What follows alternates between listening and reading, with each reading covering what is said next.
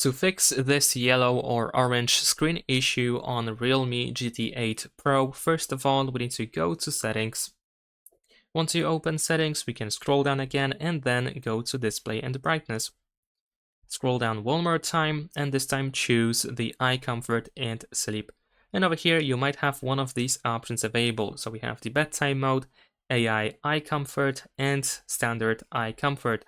So you want to make sure that these options are deactivated, and in the case of eye comfort there's also a schedule which you might want to check out in case this option returns.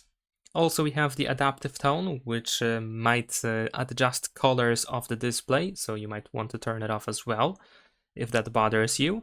And we have a screen color mode, where we have the screen color temperature, which, as you can see, can also slightly change the color, so you might want to tap on default in case it is slightly changed. Subscribe to my channel.